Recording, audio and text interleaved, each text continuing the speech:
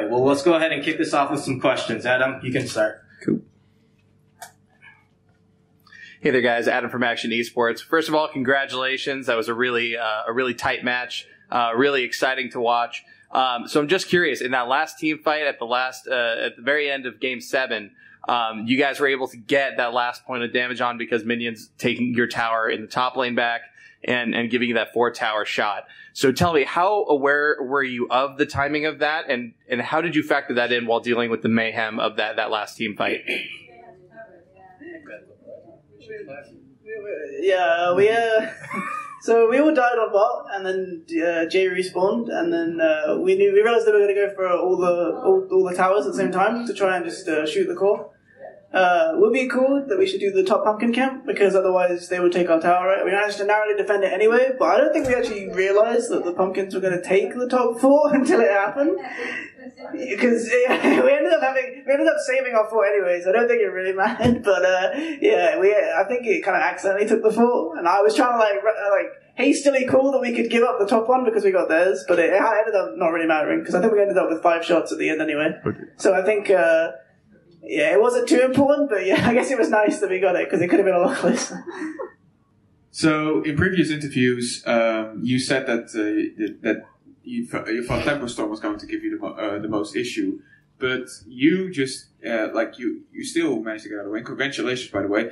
But Zealots give you a lot of hassle as well. So was it unexpected for you? I think the hardest part about playing Zealots are that their drafts are very different from other teams. Tempo Storm are very predictable. They usually go for either their double support with triple melee or even quadra or 5 melees. It's kind of it's like a lot easier to draft against that because you can always keep in mind, but you never know what ADRD is going for. And it's either Medivh or it's TAS or it's Abba or it's something like that. And maybe it's just something that we need to work on and play against more to be more comfortable playing against. But other than that, Zealots played incredible today as well, so not much more than that. Yeah, I think actually something I would add to that actually is even when we talk about predictability, it's sometimes the thing with Zealots is the only time you get experience against Zealots is when you play against Zealots. No other team is like that, and sometimes we even know what they're going to pick, right? We know they have 3 paths they want to go, but we can't ban them all, so we're going to end up giving something comfort, and they're just really good at playing all these little unique styles. And I think that really adds a lot of depth to the draft because it's very hard to ban them out because even if you take out one sort of weird niche, they immediately have another lined up, and I think that's what makes them so strong in the draft. You just mentioned the difficulties drafting and banning against them. The 2 heroes that brought you a bit of issue and that you made an emphasis to ban or just take for yourselves was Chris's Tracer or AARD's Medivh. So can you describe the mental battle you guys go through when a map is selected and you have to decide whether you want to ban them first or even have Point take Tracer to just deny Chris it altogether?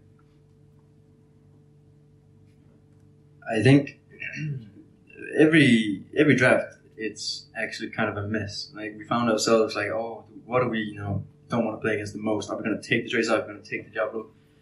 Cursed Hollow was one of the prime examples where we couldn't remove them all. Or maybe we could have, but we didn't quite have the time in the draft. It really is, a puzzle, right? Especially from Zealots. They really had some magic this tournament. They were probably the scariest team to draft against, I don't know, in the whole tournament, maybe in the whole season so far.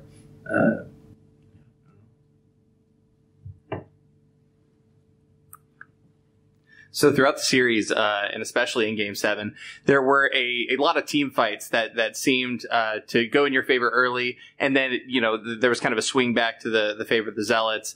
Every team fight seemed just really, really close, and you never knew exactly which way it was going to turn out. From your point of view, what kind of was it just you guys playing around each other so well? Was it just that competition level so high?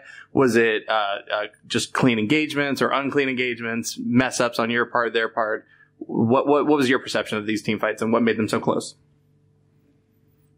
I think team fights against Medivh are always messy because if you get the pick before they get the shield out or you get the pick after the shield, the fight is pretty much over and you win it. But if they get that shield and they get out and they can reset and then they come back in again, it's very scary, especially when they have Stuko and Lyric 20 with the Silence and Tomb. So I'm not really sure. Like the Medivh team fights just are messy in general, especially with Polybomb and the Tracer 20. It's really scary. So we saw this for Zealots, especially in how they have to play game after game after game. But for you, playing the 6 games in a row for this final match, what's the mental strain like for the team by the end of that Towers of Doom map?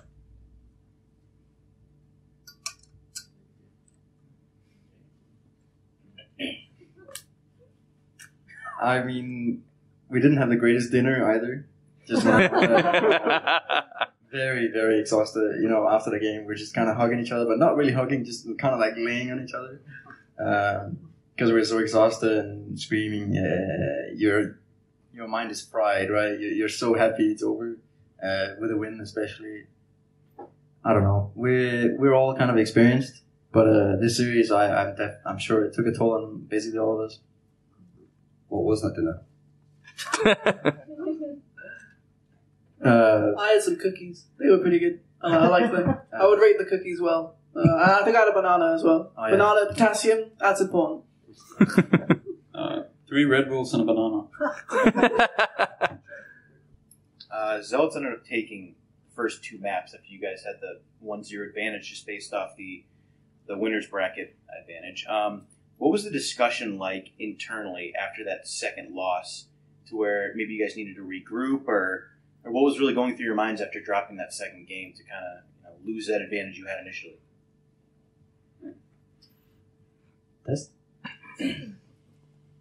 I'd say when I play and when I draft and when I lead, same in China, is that we try to start on our weakest, like on our weaker maps. They obviously started on Volskaya, and then we gave them to pick map again. And it's a best of 7, and it's going to be a lot of maps. So that's why we kind of expected to lose the 2 first. We did against Ballistics in China as well. I've done when we play with Fnatic against Dig. Like the last mid-season, we always start on our worst map because some reasons. So even after losing the first one and the second one, we knew, okay, we're gonna have good maps coming. We have our warm-up. Like we learned a bit about their drafts because we never really scrimmed them. So this is the games we gotta get against them. So yeah, I hope no one in the team like feels down after 2 losses because it's kind of planned in one way. Even though we might think we're the stronger team, it didn't work out the best way, maybe. But yeah. So other than you guys winning the tournament, which was predicted, everything else, all of the predictions were kind of thrown out the window, including to an extent the Zealots giving you as much trouble as they did in the finals. So what do you think is at the core of the discrepancy and the volatility within the tournament of what teams were successful, what teams were falling flat?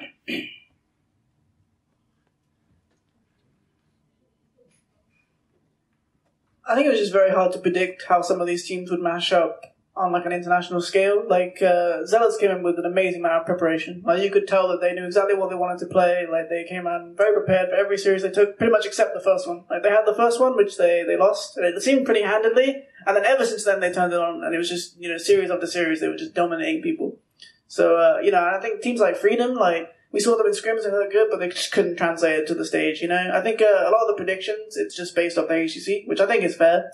But I think it's tough to tell like when some teams are just going to be able to turn it on like that. And I think Zealots is just the prime example of a team that when it came to their moment, they had it, and we almost fell to the plot armor ourselves by the end of the Cinderella story. But we managed to get our own redemption in the form of being the team that beat us. So I think that's a little nice ending. And it made it feel a lot better to win as well. So.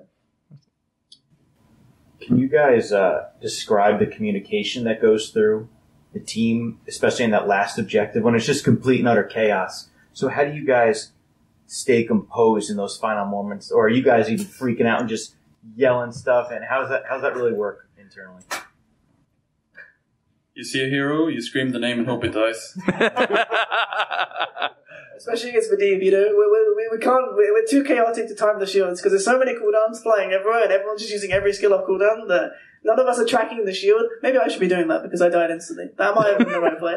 But everybody's just throwing cooldowns like constantly, and like every time like Jay sees a charge or something, I immediately start screaming at whoever he's on. I'm trying to get Poik to follow up. Like Poik sees he can damage someone, we immediately start screaming. It was basically just screaming target after target because someone takes the portal out, and we immediately switch to someone else. And even at the end when Tracer and Medivh are the only ones alive, and Leoric's like slowly respawning, but they're dying around on like 1 HP, and we can't kill either of them, and it's super, super messy. But yeah, it was definitely a lot of screaming. I wouldn't call it composed. I don't think composed is the right word to describe our comms in that fight. I think, we call ourselves professionals and we're probably supposed to stay calm, but I don't know what it is, that's probably the magic of the whole competing thing. In those last moments, intense moments, you really get into it, you just cannot do anything but get excited. You get the shakes on, you're screaming, you just kind of lose it a bit, no matter what almost. Just a final question for Zelia. Oh, but go ahead, JPL, please. No, I agree with them. Like the last action, like the last team fight, I was not even listening to them. Like I was doing my own thing and expected. I was too excited. But I was not even. I couldn't hear them actually because of the pressure or whatever. Like kill. Yeah, like it was going everywhere and stuff. Like I just hope that maybe one of the swords will get something and then they will do their thing on their side. But actually, it's the first time I think in my career that the communication became missing because like the series was actually really hard, and it was actually a nice feeling to be that excited. I didn't listen to you guys. Yeah, I think when we've had series like this before, and it's been these high pressure moments, it always feels like the last game has been kind of a letdown. Like the MSB, our final game, we just got destroyed. Like we just sat there and lost, and it was like there was no like high stakes pressure moment where it's like this team fight actually decides the game. Like it was super even. Like MSB, we just lost the last game just straight up. But this, it was a super even game, literally down to the wire. So I think we've never really been in this position where it's the pinnacle of the tournament. It's the absolute apex of that game. It's the ultimate team fight. Like, I think it just, everybody kind of lost it in that moment for sure. So I was doing great, map. All right, guys, we have time for a few more questions. Did anyone have any questions before I hand it off to Tim and Adam? I already have one. So did we. 1, 2, 3. So now obviously that you have won the entire Western Clash, what are the plans now? Are you going to take it off a little bit, relax a little bit, or go straight back to work? I would like to get some vacation, please, guys. Like 3 weeks is fine. No, I guess we need to actually relax for at least minimum 1 week, please. Yes, we should relax. Yeah, we really need to relax. And it depends on what you're going to do? Just relax. Sleep a lot. Yeah, we'll definitely take time off. We have, obviously, the Eastern Clash is coming, so it gives us a nice 3-week break. So I think we'll all probably, spend at least a week and a half or something. Just 2 weeks, 2.5 weeks off. Maybe 3 weeks off. Depends how Jay feels. We'll definitely take some time off before we get back to the grind. But obviously we do have to start a little bit before HEC. So we can't take too much time. But I think we've definitely earned some at the very least.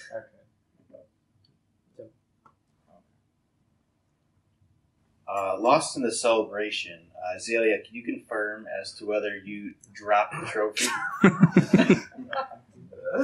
No one saw it, so I cannot confirm exactly what happened, but there might have been a slight mishandling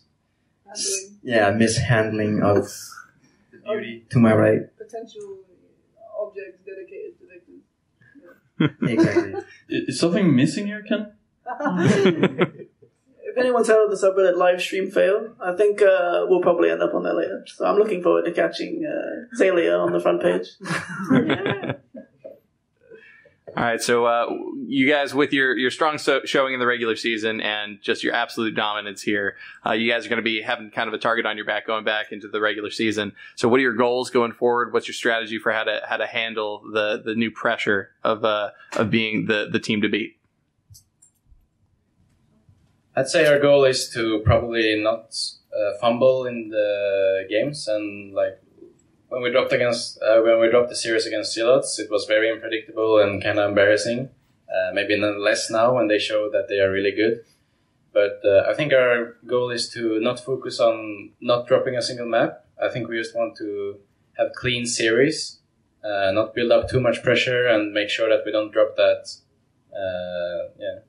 single series. Hey guys, I'm going to ask you a question that I'm curious about. So recently with this Western Clash, we kind of changed how it works to not only you guys winning the trophy and the $100,000, but also earning a spot for your region at the midseason brawl. How did that affect, I guess, camaraderie among the European or North American teams? Do you feel like you had more people cheering for you, or did that affect your guys' mindset at all? I think actually we kind of stopped thinking about it. I think it's really nice that we won. I think it's really going to be really important for the MSB. I'm glad there will be another European team representing us. But I think we kind of lost track about when it seemed like Zealots were going to win against Fnatic, and we suddenly realized we were going to be really scared if they made it to the finals. So suddenly we were less concerned about playing a European team for the spot. Yeah, it is really nice that regardless of what happened, Europe was going to get the additional spot. I think we definitely proved that we deserve it in this tournament.